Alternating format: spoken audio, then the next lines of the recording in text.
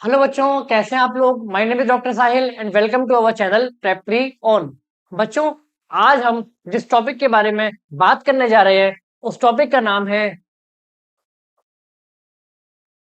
Bio technology. तो आपको पता है ये हमारी पीवाईक्यू सीरीज चल रही है और इसके अंदर हम क्या कर रहे हैं, टॉपिक वाइज सब्जेक्ट हम क्या कर रहे हैं, कुछ क्या देख रहे हैं, अपने पीवाईक्यू देख रहे हैं। तो पीवाईक्यू में आज हम जिस टॉपिक के पीवाईक्यू देखेंगे बच्चों, उस टॉपिक का नाम क्या है, बायोटेक्नोलॉजी। आपको पता है बायोटेक्नोलॉजी एक बहुत इंपॉर्टेंट यूनिट है जिसमें दो चैप्टर आते हैं। एक है हमारा बायोटेक्नोलॉजी प्रिंसिपल और दूसरा है हमारा बायोटेक्नोलॉजी एप्लीकेशन। तो आज हम क्या करने जा रहे हैं, आज हम इनके पीवाईक्यू देखने जा रहे हैं। चलो शुरुआत करते हैं एक बहुत इंटरेस्टिंग पीवाईक्यू से जो कब आया है हमारे 2025 में। बहुत ही आसान है, देख लेते हैं क्या है। Silencing of specific mRNA is possible विया आरएनएआई बिकॉज ऑफ, क्या कह रहा है, ये कह रहा है कि हम एक टेक्निक यूज करते हैं आरएनएआई। आरएनएआई जो है, क्या मतलब है आरएनएआई, इसे हम क्या करते थे, आरएनए की साइलेंसिंग करते थे, है ना। मेलोडी गाइना इनकॉग्निटा होता था इसमें, शायद आप लोगों ने पढ़ा हो। इसमें हम क्या करते थे, डबल स्टैंडर्ड आरएनए बनाते थे जिससे कि हमारा आरएनए साइलेंस हो जाता था और वो प्रोटीन का फॉर्मेशन नहीं करता था। टोबैको की प्लांट्स में हम लोग ये फॉर्मूला मतलब ये मेथड को हम लोग अप्लाई करते थे। तो आंसर क्या हो गया, साइलेंसिंग जो हो जाती है हमारे स्पेसिफिक एमआरएनए की आरएनए आई के अंदर, क्यों हो जाती है, क्योंकि उसके अंदर हमारा कॉम्प्लीमेंट्री डबल स्टैंडर्ड आरएनए बन जाता है। क्लियर है भाई। चलो आगे चलते हैं। नेक्स्ट क्वेश्चन है हमारा 2024 में आया हुआ है, identify the incorrect statement. Incorrect statement बताना है किसके बारे में, जेल इलेक्ट्रोफोरेसिस। हम जानते हैं जेल इलेक्ट्रोफोरेसिस क्या है। जेल इलेक्ट्रोफोरेसिस एक ऐसी टेक्निक है जिससे हम क्या करते थे, हम अपने डीएनए के फ्रेगमेंट्स को अलग अलग करते हैं। कैसे करते हैं, हमारा डीएनए कैसा होता है, नेगेटिवली चार्ज। डीएनए कैसा होता है, नेगेटिवली चार्ज, है ना। अब जाहिर सी बात है, नेगेटिव चार्ज है तो इसको अट्रैक्ट कौन करेगा, पॉजिटिव रॉड। और पॉजिटिव रॉड को हम लोग क्या कहते हैं भाई, एनोड कहते हैं। चलो एनोड क्या करेगा, इसको अट्रैक्ट करेगा। फिर जब फ्रेगमेंट को हम और प्रॉपर देखने के लिए यहाँ पे एगरोस जेल तो पड़ा होता है जो सीविंग इफेक्ट देता था, है ना। हमारे जो फ्रेगमेंट्स हैं वो मूव करेंगे, उसे हम क्या बोलते थे, सीविंग इफेक्ट कहते थे। तो जब हमारे फ्रेगमेंट मूव करेंगे तो फ्रेगमेंट अलग हो जाएंगे, तो और प्रॉपर देखने के लिए हम इस पर एक डाई डालते थे और उस डाई का नाम क्या होता था, इथिडियम ब्रोमाइड, है ना। और इथिडियम ब्रोमाइड डालने के बाद यूवी रेस से एक्सपोजर कराते थे और हमें हमारे ऑरेंज कलर के डीएनए के बैंड दिखने को मिल जाते थे। तो पहला स्टेटमेंट कह रहा है, separate DNA fragment can be directly seen under UV radiation. नहीं नहीं नहीं, हम डायरेक्टली यूवी रेडिएशन में नहीं देखते हैं, हम पहले उस पर क्या डालते हैं, एक डाई डालते हैं जिसका नाम क्या है, इथिडियम ब्रोमाइड, स्टेरिंग करते हैं। इसका मतलब यही स्टेटमेंट गलत हो गया और उससे हमसे इनकरेक्ट पूछा था, तो आंसर क्या हो गया, ये आंसर हो गया। Separated DNA fragment extend from gel, हाँ बिल्कुल कर सकते हैं भाई। Fragment of DNA move toward anode, बिल्कुल सही बात है। डीएनए नेगेटिव चार्ज होता है, पॉजिटिव रॉड की तरफ हो जाएगा और पॉजिटिव रॉड क्या कहलाती है, एनोड। सीविंग इफेक्ट किसकी वजह से आता है, जो इसमें जेल भरा होता है और उस जेल का नाम क्या है, एगरोस जेल। क्लियर है भाई। चलो बहुत बहुत बढ़िया क्वेश्चन था, आगे चलते हैं।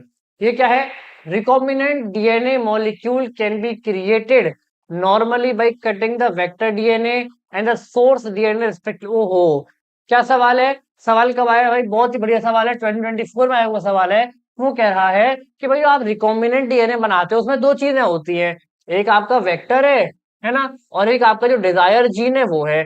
हम इन दोनों को जोड़ते हैं तो हमको ये बात पता है कि भाई हम जिससे डिजायर जीन को काटा है उसी का यूज हमें किस पर करना है, वेक्टर पे करना है। दोनों के अंदर जो यूज होने वाले रेस्ट्रिक्शन एंजाइम होंगे वो कैसे होंगे, सेम होंगे। तो चलो देख लेते हैं, क्या इसमें सेम लिया, नहीं, इसमें ये अलग ये अलग, इसमें ये अलग ये अलग, इसमें ये अलग ये अलग, सिर्फ इसी में दोनों में सेम लिया है, तो आंसर हो गया ए। हमें रेस्ट्रिक्शन एंजाइम क्या लेने हैं, सेम लेने हैं। आप चाहते तो इसमें भी ई को R1 ले लेते और इसमें भी ई को R1 ले लेते, है ना। हम दोनों के अंदर, है ना, जिससे जीन को काटा है उसी से वेक्टर को भी काटना है, ये बात इंपॉर्टेंट है। क्लियर हो गई बात। चलो आगे चलते हैं, आगे देखते हैं। नेक्स्ट क्वेश्चन है हमारा, which of the following are correct about eco R1। अच्छा, तो देखो भाई इको R1 के बारे में हमें करेक्ट बताना है। तो हम जानते हैं इको R1 क्या है, एक रेस्ट्रिक्शन एंजाइम है, वो भी कौन सा वाला, एंडोन्यूक्लियेज वाला। 6 नाइट्रोजन बेस पेयर पे काम करता है ना, याद होगा आप लोगों को। और दूसरी बात क्या है, जब भी हमारे एंडोन्यूक्लियस होते हैं, जब वो कट करते हैं तो वो क्या करते हैं, स्टिकी एंड्स पैदा करते हैं। चलो देख लेते हैं। ये कट करता है और ब्लंट एंड बनाता है। नहीं नहीं भाई, ये ब्लंट एंड नहीं बनाता। ब्लंट एंड कौन बनाते हैं, एक्सोन्यूक्लियस। और हमारे जो एंडोन्यूक्लियस होते हैं वो क्या बनाते हैं, स्टिकी एंड। तो ये स्टेटमेंट तो गलत हो गया। हमें पहचानना क्या है, विच ऑफ द फॉलोइंग करेक्ट बता रहे हैं। तो जिसमें भी ए है वो करेक्ट नहीं है ना। चलो ढूंढ लेते हैं। भाई इसमें ए है, गलत बात हो गई, ये नहीं होगा, ये भी नहीं होगा। चलो, क्या ये एक एक्सोन्यूक्लियस है, नहीं, ये तो क्या है, एक एंडोन्यूक्लियस। तो जिनमें ई है वो भी हट गया। तो आंसर क्या आ गया, डी हमारा आंसर हो गया। ऐसे हमें एग्जाम के अंदर क्या करनी होती है, जल्दी जल्दी अप्रोच लगानी होती है। हमको जल्दी जल्दी क्वेश्चन पढ़ने होते हैं, जिससे कि हम क्या कर सके, जल्दी से अपने आंसर तक पहुंच सके। इसे कहते हैं एलिमिनेशन मेथड। ठीक है भाई, चलो आगे चलते हैं। एक और क्वेश्चन आ गया, बहुत बढ़िया। In second always cut DNA molecule at particular point called recognition sequence. हमें पता है जो भी हमारे एंडोन्यूक्लियस होते हैं, हमारे जो भी क्या होते हैं, एंडोन्यूक्लियस होते हैं, वो कट करते हैं। उनकी शर्तें थी, शायद आपको याद हो, उनकी दो शर्तें थी। पहली शर्त क्या थी कि सीक्वेंस कैसा होना चाहिए, पैलिंड्रोमिक होना चाहिए। दूसरा क्या था, 6 नाइट्रोजन बेस पेयर का होना चाहिए। तो आंसर क्या हो गया, 6 नाइट्रोजन बेस पेयर। चलो आगे चलते हैं। हाँ, एक thermostable DNA polymer is used in PCR. वो पीसीआर क्या होता है, पॉलीमरेज चेन रिएक्शन। पीसीआर क्या है भाई, पॉलीमरेज चेन रिएक्शन। इसमें हम क्या करते हैं, मैंने आपको बताया था ये क्या होती है। ये ऐसे मान लो आप, जैसे कि डीएनए की फोटोस्टेट की मशीन, ये डीएनए की मल्टीपल कॉपीज बना देती है। ये जो डीएनए फ्रेगमेंट है उसी क्या बना देती है, मल्टीपल कॉपीज। अब इसमें 3 स्टेप होते हैं। हमारे पीसीआर में कितने स्टेप होते थे, 3 step. DAE, denaturation, annealing, extinction, है ना। अब हमारा जो पीसीआर है, क्योंकि जब ये मशीन काम करती है इसका टेम्परेचर बहुत ज्यादा होता है। क्यों, डीएनए की स्ट्रैंड को अलग अलग करने के लिए हमें हाइड्रोजन बॉन्ड तोड़ने पड़ते हैं। और जब हाइड्रोजन बॉन्ड तोड़ते हैं तो हमको हाई टेम्परेचर चाहिए होता है। उस समय हमारे पास जो एंजाइम काम करता है ना, जो पॉलीमराइजेशन कराता है, जो मेन एंजाइम है उसका नाम क्या है, टैग पॉलीमरेज। और ये टैग पॉलीमरेज हम जिस बैक्टीरिया से लेते हैं उसका नाम क्या होता है, थर्मस एक्वेटिकस। तो इन्हें बोला कि ये एक थर्मोस्टेबल कंपाउंड है। और ये थर्मोस्टेबल कंपाउंड हमें कहां से मिलता है, कहां से आइसोलेट किया जाता है, थर्मस एक्वेटिकस। क्लियर है भाई, चलो आगे चलते हैं। Separation of DNA fragment is done by technique. अभी भी मैंने आपको बताया कि जो डीएनए फ्रेगमेंट्स को हम अलग करते हैं उस टेक्निक को हम लोग क्या बोलते हैं, जेल इलेक्ट्रोफोरेसिस। क्या होती है जेल इलेक्ट्रोफोरेसिस, भाई यहाँ पे ये जेल भरा होगा, है ना। ये हमारी क्या है, पॉजिटिव रॉड, जो नेगेटिव डीएनए फ्रेगमेंट को अलग अलग करेंगी, है ना। जेल जो है हमारा, वो कौन सा इफेक्ट देगा, सीविंग इफेक्ट, जिसकी वजह से हमारे डीएनए फ्रेगमेंट जो है वो मूव कर पाएंगे। क्लियर है ये वाली बात। तो वो कह रहा है भाई, सेपरेशन डीएनए फ्रेगमेंट जो है हमारी, वो टेक्निक क्या है, जेल इलेक्ट्रोफोरेसिस है। और इसके अंदर जो हम, जब हमारे डीएनए फ्रेगमेंट अलग हो जाते हैं उनको और क्लियरली देखने के लिए स्टेनिंग करते हैं। से करते हैं, इथिडियम ब्रोमाइड। अभी अभी मैंने बताया किससे करते हैं, इथिडियम ब्रोमाइड से करते हैं। और जो डीएनए फ्रेगमेंट को हम बाहर निकालते हैं उस स्टेप को हम लोग कहते हैं इल्यूजन। क्या कहते हैं भाई, इल्यूजन। चलो आगे चलते हैं। The enzyme is needed for isolating genetic material from plant cell and B for isolating genetic material from fungus. Choose the correct pair option. अगर हम, ये हमारी सेल वॉल है, हमें पता है हमें क्या करना है, अपने डीएनए को निकालना है। भाई हमारा जो इतना बड़ा डीएनए है, हमें उसमें से एक जीन चाहिए, तो जीन को निकालने के पहले डीएनए को तो निकालना पड़ेगा ना। तो डीएनए को निकालने के लिए पहले सेल वॉल अलग करनी होगी। तो अगर प्लांट की सेल वॉल है तो क्या यूज करेंगे, सेल्यूलेज यूज करेंगे। सेल्यूलेज यहाँ भी है, सेल्यूलेज यहाँ भी है, सेल्यूलेज यहाँ भी है ना।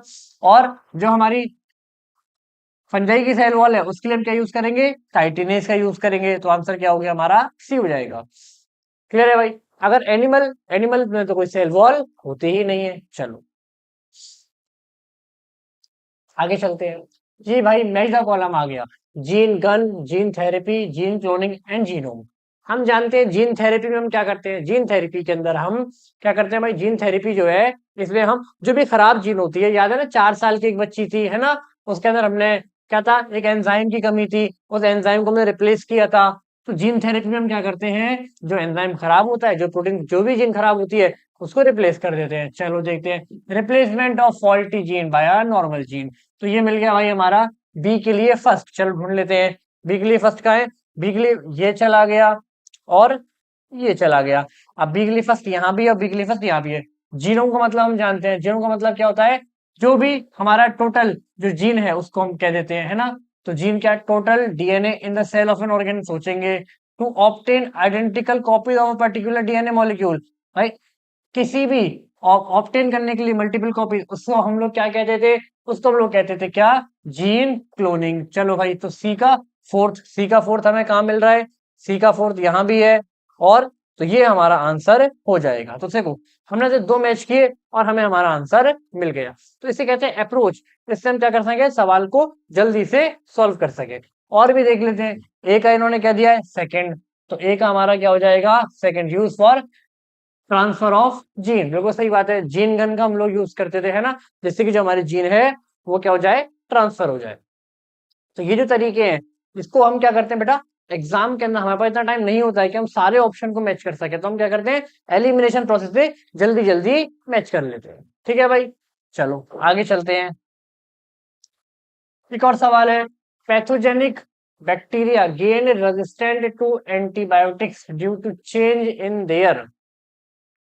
हम जानते हैं कि जो भी हमारे पैथोजेनिक बैक्टीरिया होते हैं उनके अंदर अगर हमें चेंज उनके अंदर आता है तो वो एंटीबायोटिक से जो चेंज आता है, हम जानते हैं एंटीबायोटिक रेजिस्टेंट जीन कहाँ प्रेजेंट होती है, एंटीबायोटिक रेजिस्टेंट जीन उनके प्लाज्मिड के अंदर प्रेजेंट होती है। अगर प्लाज्मिड में चेंज आ गया तो उनके अंदर भी रेजिस्टेंट जीन को लेकर के चेंज आ जाएगा। तो आंसर क्या हो गया, प्लाज्मिड। ठीक है भाई, और आगे चलते हैं। ये कहता है, असर्शन रीजन पे आ गया भाई, polymerase chain reaction used in DNA amplification. बिल्कुल सही बात है, हम अभी मैंने आपको बताया कि जो हमारा पीसीआर है वो क्या, एक फोटोस्टेट की मशीन है जो क्या करता है, डिजायर जीन की मल्टीपल कॉपीज, मिलियंस कॉपीज बना देता है ना। चलो, तो पहला स्टेटमेंट तो बिल्कुल सही है। दूसरा क्या कह रहा है, ampicillin resistant gene is used as a selectable marker to check transformation. हाँ, ये बात सही है कि जो एम्फिसिलिन रेजिस्टेंट जीन है वो सिलेक्टेबल मार्कर की तरह काम करती है। सिलेक्टेबल मार्कर क्या होते हैं, सिलेक्टेबल मार्कर वो होते हैं जिससे हम डिफरेंशिएट कर पाते हैं, किसमें, ट्रांसफॉर्मेंट में और नॉन ट्रांसफॉर्मेंट में, है ना। और किसमें कर पाते हैं, रिकॉम्बिनेंट में और किसमें, नॉन रिकॉम्बिनेंट्स में, है ना। तो मैंने आपको बताया था कि जो एंटीबायोटिक रेजिस्टेंट जीन है इनको हम एज सिलेक्टेबल मार्कर अब यूज नहीं करते हैं। फिर मैंने एक और बढ़िया मेथड बताया था, जिसका नाम मैंने बताया था इंसर्शन इनएक्टिवेशन, है ना। इंसर्शन इनएक्टिवेशन में क्या होता था, एक जीन थी वेक्टर के पास जिसका नाम क्या था, बीटा गैलेक्टोसाइडेज। ये बीटा गैलेक्टोसाइडेज क्या करती थी, ब्लू कलर की कॉलोनी देती थी, लेकिन अगर वो रिकॉम्बिनेंट बन गया तो वो कोई कॉलोनी नहीं देती थी। शायद आप लोगों को याद होगा, भूल गए तो बहुत अच्छी बात है। तो कुल मिलाकर के ये स्टेटमेंट भी सही है और ये स्टेटमेंट भी सही है, लेकिन ये इसका करेक्ट रीजन है नहीं भाई, ये पीसीआर की बात हो रही है, ये हमारे सिलेक्टिव मार्कर की बात है, दोनों कोई लिंक आपस में नहीं है। तो दोनों बातें सही है लेकिन इसका करेक्ट एक्सप्लेनेशन नहीं है। चलो आगे चलते हैं भाई। DNA during the purification process for recombinant DNA technology additional chilled ethanol precipitate. अरे याद है ना कि हम क्या करते थे, पहले हम अलग अलग सेल वॉल को हटाने के लिए सेल्यूलोज, है ना, और क्या कहते हैं काइटिनेज, इन सब का यूज करते थे। फिर उसके बाद हमारे न्यूक्लियस में डीएनए है, आरएनए है, प्रोटीन है, इन सबको हटाने के लिए हम लोग क्या करते थे, आरएनए का यूज करते थे, है ना, प्रोटीएज का यूज करते थे, लाइपेजेस वगैरह का यूज करते थे। ये सब हटाने के बाद हमें हमारा प्योर डीएनए मिलता था। इस प्योर डीएनए को और ज्यादा हम प्योर करने के लिए क्या करते थे, चिल्ड इथेनॉल में हम इसे डाल देते थे, और इस प्रोसेस को हम लोग क्या कहते थे भाई, स्पूलिंग। ये नीट में सवाल आ चुका है और आगे भी आता रहेगा। कब आया भाई ये सवाल, ये हमारा सवाल 2021 में आ चुका है ना। आपकी एनसीईआरटी में स्कूलिंग का डायग्राम भी बना हुआ है। ठीक है भाई, तो एक बार जाकर के इसको देख लेंगे। यहां तक के हमने क्वेश्चन कर लिए, और इंटरेस्टिंग क्वेश्चन हम अपने देखेंगे नेक्स्ट टॉपिक में। ठीक है भाई, थैंक यू बच्चों।